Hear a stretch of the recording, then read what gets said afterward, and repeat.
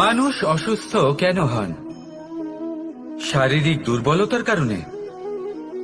না, মানুষ অসুস্থ হন তার মানসিকতার কারণে, তার বিবেকের কারণে, তার কর্মের কারণে, তার ক্রোধের কারণে। আর যখন কেউ সুস্থ হন, ঠিক হয়ে যান, তার মানে এটা নয় যে শুধু ওষুধের জন্য তিনি সুস্থ হয়েছেন। এটা কারোর তার প্রতি প্রেমের প্রভাব, বিশ্বাসের প্রভাব, সম্বলের প্রভাব। শুধুমাত্র ওষুধ দিয়ে কিছুই হয় না।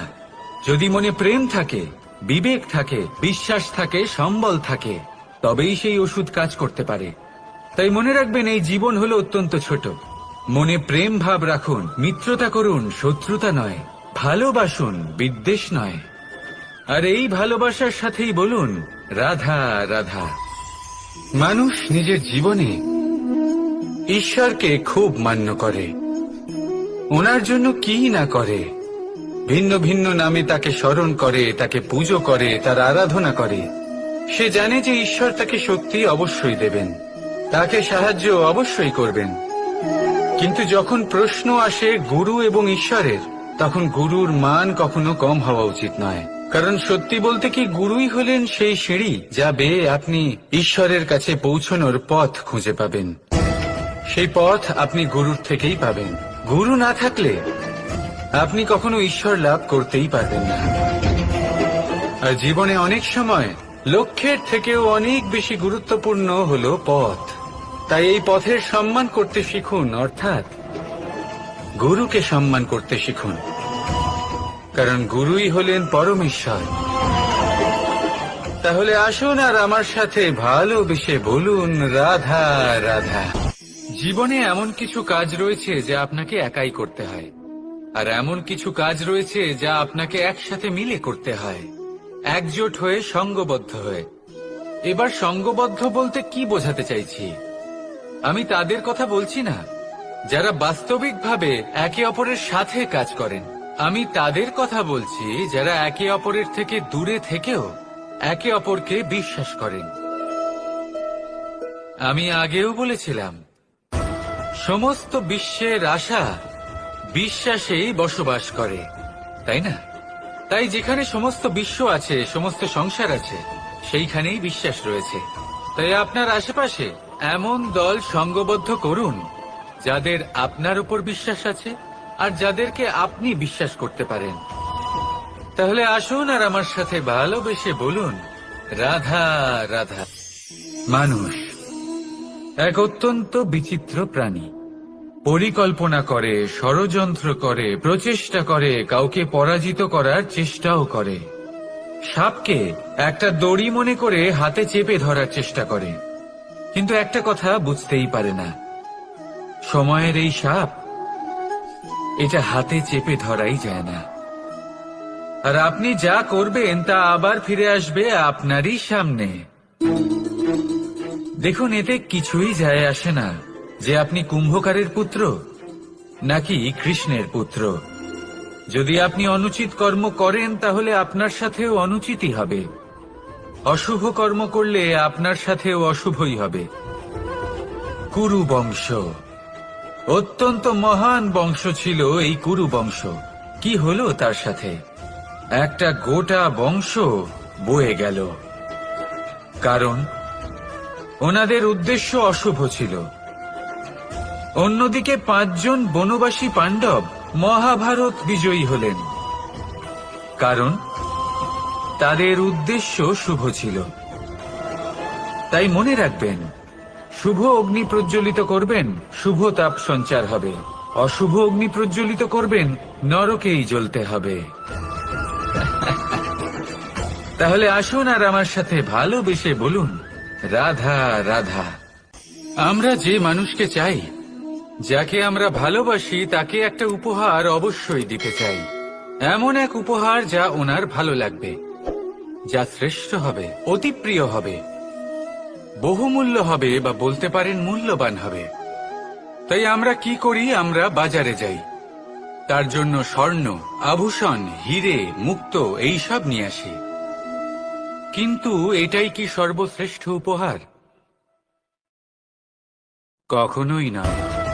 সর্বশ্রেষ্ঠ উপহার হল স্বাধীনতা, তাকে নিজের মনের মতো বাঁচার স্বাধীনতা। যদি আপনি কাউকে স্বাধীনতা না দিতে পারেন, তাহলে সে কোথাও না কোথাও বন্দী হয়ে যায়, তার বিকাশ কোথাও না কোথাও আটকে যায়। কিন্তু যদি আপনি কাউকে স্বাধীনতা দিতে পারেন, তাহলে আপনি দেখবেন ও সমস্ত সংসারকে, এই জীবনকে নিজের দৃষ্টিভঙ্গি দিয়ে দেখবে, বুঝবে যে কোনটা হলো উচিত আর কোনটা হলো অনুচিত। আর এটাই হলো সর্বশ্রেষ্ঠ। আর এবার যদি কাউকে স্বাধীনতার মাধ্যমে এত বড় একটা শক্তি দিতে পারেন, তাহলে আপনি আমাকে বলুন, এর থেকে বড় উপহার আর কি হতে পারে? আসুন আর আমার সাথে ভালোবেসে বলুন, রাধা রাধা। আপনার জীবনে আপনার প্রকৃত বন্ধু আসলে কে? আপনার সব থেকে শ্রেষ্ঠ মিত্র আসলে কে? তিনি যিনি সময় এলে পরে আপনাকে সাহায্য করেন, নাকি তিনি যিনি সময় এলে পরে আপনাকে অর্থ দেন?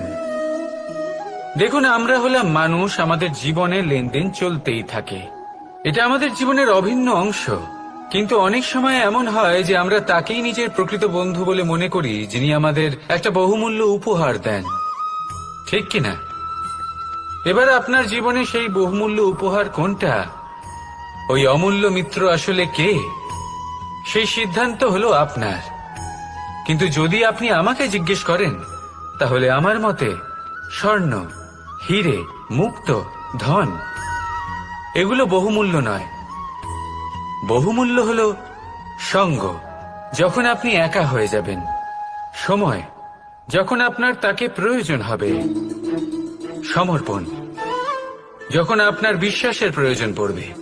যে মানুষ আপনার প্রতি এই 3 গুণ প্রদর্শন করেন, যিনি আপনার কঠিন সময়ে আপনাকে অবশ্যই সঙ্গ দেবেন, যখন আপনার প্রয়োজন পড়বে আপনাকে অবশ্যই সময় দেবেন, আপনার প্রতি সম্পূর্ণ সমর্পিত থাকবেন, সেই হলো আপনার আসল মিত্র, সেই হলো আপনার প্রকৃত বন্ধু।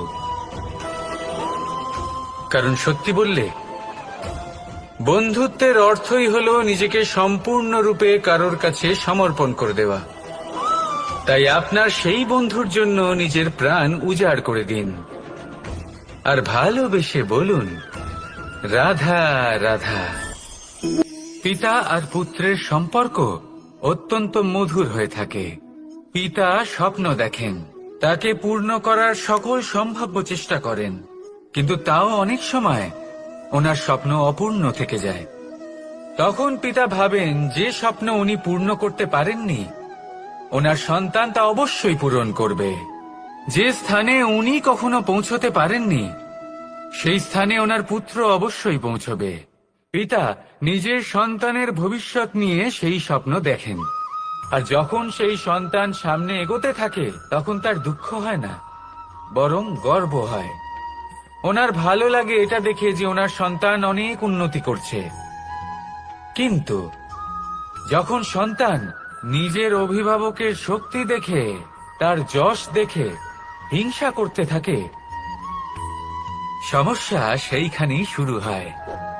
সেই জন্য সকল সন্তানকে এটা মনে রাখতে হবে, দেখুন, পুত্র হবার সুবাদে, এক সন্তান হবার সুবাদে এটা হলো আপনার অধিকার যে আপনি আপনার পিতার থেকে বেশি উন্নতি করবেন। আপনার পিতাও এটাই চান, কিন্তু সুস্থভাবে এটা করুন।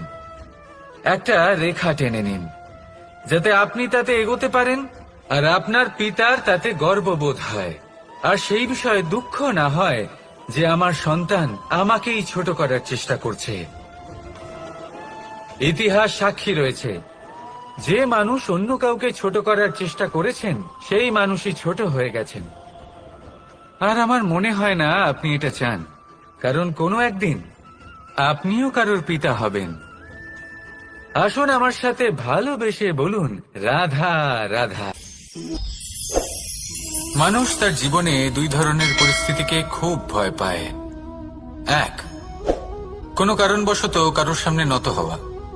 2, কোনো কারণে নিজের চরিত্র থেকে, নিজের মূল্যবোধ থেকে বিচ্যুত হওয়া।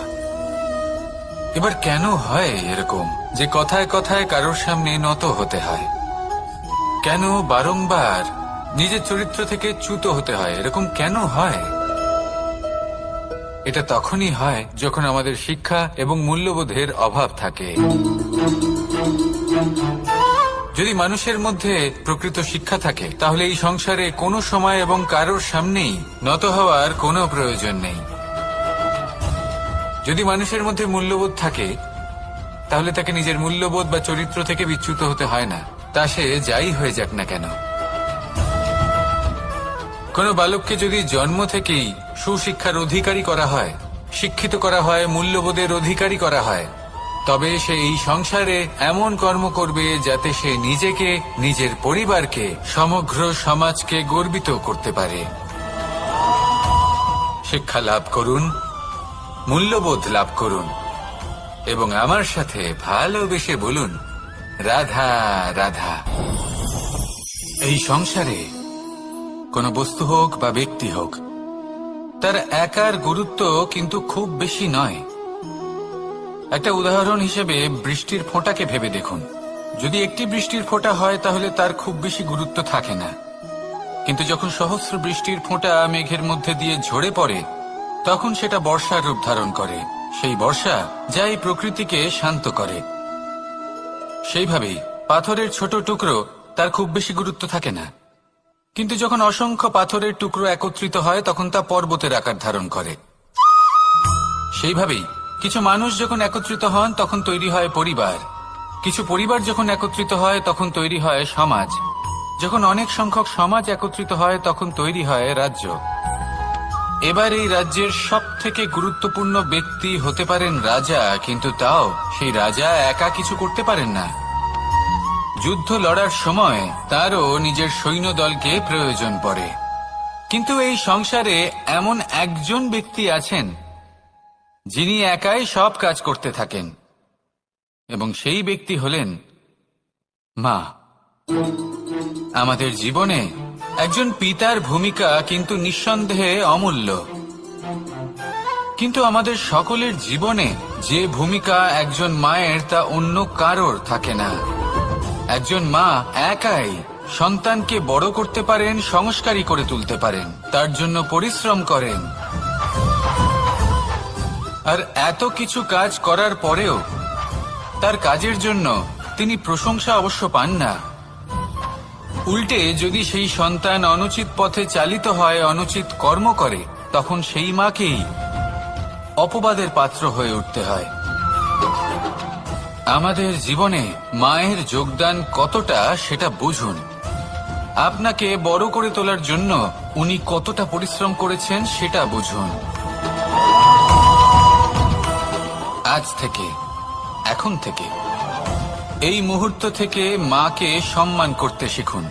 যখন সময় পাবেন, যখন সুযোগ হবে, তখন তার প্রশংসা করুন, ওনারও ভালো লাগবে। আর মায়ের এই মমতার জন্য, তার এই ভূমিকার জন্য আসুন সবাই মিলে আমরা তাকে প্রণাম করি, আর সকলে মিলে ভালোবেসে বলি, রাধা রাধা। মানুষের মানসিকতা এমন হয় যে সে যতটা করে আশা করে যে তার থেকে অনেক বেশি তার বদলে সে পাবে। দেখুন, সবকিছুই আপনার ভাবনা চিন্তার উপর নির্ভর করছে। আপনি যদি ফলের বিষয়ে ভেবে কর্ম করতে থাকেন তাহলে সেটা অনুচিত। জীবনের আসল আনন্দ হলো নিজের কর্ম করতে থাকা, ফলের চিন্তা করা উচিত নয়। যদি আপনি এরকম ভাবেন যে আমি এতটা করছি, আমার এতটা পাওয়া উচিত, সেই ভাবনা অনুচিত। যদি আপনি সেবার মানসিকতা নিয়ে কর্ম করতে থাকেন, কর্মচক্রে প্রবাহিত হন, যদি আপনি এমন ভাবনা রাখেন যে আমি এতটা পাচ্ছি তাই এর থেকে অনেক বেশি আমি কর্ম করব, তাহলে নিশ্চিতরূপে আপনি যতটা করছেন তার থেকে অনেক বেশি আপনি পাবেন, আপনার আশার থেকে অনেক বেশি আপনি পাবেন। শুধু জীবনে অনেক বেশি কাজ করতে থাকুন, ফলের চিন্তা করবেন না। আর মনে রাখবেন, এই ভাবনাই সব থেকে বড় বীজ। কর্মের উপর বিশ্বাস রাখুন, জীবনে যা যা আপনি চান সবই সুখময় হবে। আসুন আর আমার সাথে ভালোবেসে বলুন, রাধা রাধা। আপনি কখনো পর্বতের শিখরে উঠেছেন? আপনি দেখতে পাবেন পর্বতের পদতলে প্রচুর সুন্দর ফুল রয়েছে, সবুজ বনানী রয়েছে। যত আপনি ওপরে উঠতে থাকবেন তত ফুল কমতে থাকবে, সবুজ বনানী কমতে থাকবে। আরো কিছুটা উপরে উঠলে কাঁটা জাতীয় গাছ দেখতে পাবেন, শুকনো গাছ দেখতে পাবেন। আরো যদি উপরে ওঠেন তাহলে পাষাণ দেখতে পাবেন। আরো উপরে উঠলে হিমখণ্ড দেখতে পাবেন। এই যে পর্বত, তা মনুষ্য জীবনের সব থেকে উত্তম উদাহরণ।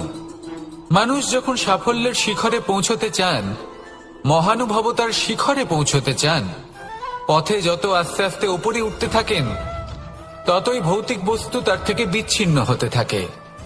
যদি তিনি সেই ভৌতিক বস্তুগুলি ত্যাগ না করতে পারেন, তাহলে কখনোই সেই স্থানে পৌঁছতে পারবেন না। আর মানুষ যদি উচিত ত্যাগ করতে পারেন, পথে অগ্রসর হতে থাকেন, এগোতে থাকেন, তাহলে একদিন না একদিন তিনি মহানুভবতার, জ্ঞানের, সাফল্যের হিমের স্বাদ অবশ্যই লাভ করবেন। মনে রাখবেন, মানব জীবনের ত্যাগ হলো অত্যন্ত গুরুত্বপূর্ণ অংশ। আসুন আমার সাথে ভালোবেসে বলুন, রাধা রাধা। আপনি কখনো কোনো বাজকে নিজের বাসা বানাতে দেখেছেন? এই বাজ যখনই কোনো বাসা বানায়, তখন উঁচু গাছের ডালে বা কোনো পর্বতের শিখরে বাসা বানায়, অনেক উচ্চতায়। আর সেখানে তার সন্তানও জন্মগ্রহণ করে। যখন এই সন্তানেরা জন্মায়, তখন এই বাজ খুবই ভালোবেসে এবং খুব সাবধানে এদের পালন পোষণ করে। নিজের ঠোঁট দিয়ে তাদের ঠোঁটে খাবার পরিবেশন করে। কিন্তু যেই সেই সন্তানেরা হৃষ্টপুষ্ট হয়ে যায় এবং সেই কথা বাজ নিজে বুঝতে পেরে যায়, সেই বাজ নিজেই সেই বাসা ছিন্ন ভিন্ন করে দেয়। সেই সন্তান যাদের সবেমাত্র ডানা গজিয়েছে, কিভাবে উঠতে হয় তারা জানে না, সেই সন্তানগুলিকে উচ্চতা থেকে ঠেলে দেয়। সেই সন্তান প্রথমে ভয়ভীত হয়ে যায়। তারা সামনে মৃত্যুকে দেখতে পেয়ে ভয়ের কারণে তাদের ডানা ঝাপটাতে থাকে। আর সেই প্রক্রিয়াতে সেই সন্তানগুলি উড়তে শুরু করে দেয়। এবার এই ঘটনায় আমরা কি শিক্ষা পেতে পারি? এটাই, যদি আপনি মাতা পিতা হন, তাহলে নিজের সন্তানকে অবশ্যই স্নেহ করুন, কিন্তু তাদেরকে নিজের আঁচলের তলায় বেঁধে রাখবেন না। যদি আপনি চান আপনার সন্তান জীবনে উন্নতি করুক, তাহলে নিজের মুঠো থেকে তাদের স্বতন্ত্র করে দিন। এই সংসারে সংঘর্ষ করতে দিন। সেই সন্তান নিজেই বুঝতে পারবে যে জন্মের সময় পাওয়া ডানা কি করে ব্যবহার করতে হয়। আর আপনার চোখের সামনে আপনার সন্তান এই আকাশে উড়তে থাকবে। তাহলে আসুন আমার সাথে ভালোবেসে বলুন, রাধা রাধা। এই সংসারে সব থেকে বড় ব্যক্তি কে? আপনি বলবেন, এই কেমন ধরনের প্রশ্ন? কিন্তু এটা হলো সব থেকে উচিত প্রশ্ন। কেউ এর উত্তর দেবে যে সেই মহাপ্রতাপী রাজা, তিনি হলেন সব থেকে বড় ব্যক্তি, সেই বড় রাজনীতিবিদ, তিনিই সব থেকে বড় ব্যক্তি। আমি আপনাকে জানাই যে সংসারের সব থেকে বড় ব্যক্তি হলেন তিনি, যার সাথে দেখা করলে আপনি নিজেকে ছোট মনে করবেন না। কোন ব্যক্তি যিনি সব থেকে বেশি শক্তিশালী, আপনি যদি তার সামনে যান, তাহলে উনি আপনার অন্তরের শক্তিকে বাইরে বের করে আনবে। আপনার অন্তরের লুকিয়ে থাকা শক্তিকে জাগ্রত করতে প্রেরণা প্রদান করবে। তিনি হলেন বড় ব্যক্তি, তিনি হলেন মহান ব্যক্তি। তিনি নন যিনি নিজের বল এবং ঐশ্বর্য দ্বারা আপনাকে তার সামনে ছোট প্রমাণ করবেন। এবং সেই জন্য মহাদেব আমার আরাধ্য হলেন আমার খুব প্রিয়। কারণ রাজা হোক বা ফকির, কেউ যদি ওনার সামনে যান, তাহলে সে নিজেকে ছোট মনে করেন না। আপনিও যদি জীবনে অনেক বড় হতে চান, তাহলে কাউকে কখনো নিজেকে ছোট মনে করতে দেবেন না। তার অন্তরে বড় হয়ে ওঠার প্রেরণা প্রদান করুন। আসুন আমার সাথে ভালোবেসে বলুন, রাধা রাধা। সূচের শেষে একটি ছিদ্র থাকে, যার দ্বারা আমরা এই সুতো পরাতে পারি। আর তারপর সূচের সাহায্যে এই সুতো দিয়ে বস্ত্র সেলাই করা যায়।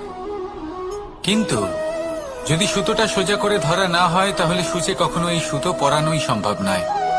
যদি এতে কোনো গিঁট পড়ে, তখন তা কখনোই এই ছিদ্র দ্বারা প্রবেশ করা সম্ভব নয়। ঠিক এইভাবেই যদি আপনি কারোর জীবনে প্রবেশ করতে চান, কারোর অন্তরে প্রবেশ করতে চান, তাহলে আপনাকেও সহজ থাকতে হবে। এতে কোনো গিট থাকলে চলবে না, অর্থাৎ মনে যাতে কোনো মালিন্য না থাকে, যেন কোনো কুচিন্তা না থাকে। যদি এসব থাকে তাহলে আপনি কখনো কারোর জীবনে প্রবেশ করতে পারবেন না। আর যদি কোনোভাবে আপনি প্রবেশ করেও যান তাহলে তার মনে ঘর করতে পারবেন না। নিজেকেই সুতোর মতন করে তুলুন, সহজ। মনে যেন কোনো কুচিন্তা না থাকে, সবার প্রতি যেন সদ্ভাবনা থাকে, শুভ চিন্তা থাকে। এমনটা করতে থাকুন। এমন একটা দিন আসবে যেদিন এই সমস্ত সংসারের ব্যক্তির মনে আপনি বাস করবেন, আর তখন এই মন প্রসন্ন হয়ে বলবে, রাধা রাধা। কথায় আছে যে এমন কোনো অক্ষর নেই যার দ্বারা কোনো মন্ত্র হয় না, এমন কোনো বনস্পতি নেই যা নিজেই একটা ঔষধি নয়, পৃথিবীর এমন কোনো ব্যক্তি নেই যার মধ্যে কোনো যোগ্যতা থাকে না।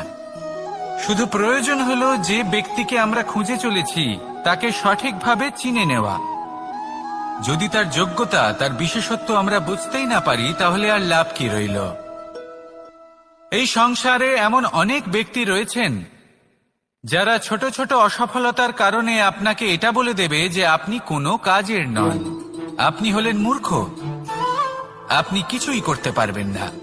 এইসব কথায় কখনোই বিশ্বাস করবেন না, কারণ আপনি এবং প্রত্যেকটি জীব এই পরমাত্মা এবং এই প্রকৃতির সৃষ্টি, যা অত্যন্ত বিশেষ। যদি আপনাকে উদাহরণ দিই তাহলে একদিকে আছে তরোয়াল, একটা বড় লম্বা তরোয়াল যার দ্বারা যুদ্ধ করা যায়, জয়লাভ করা যায়।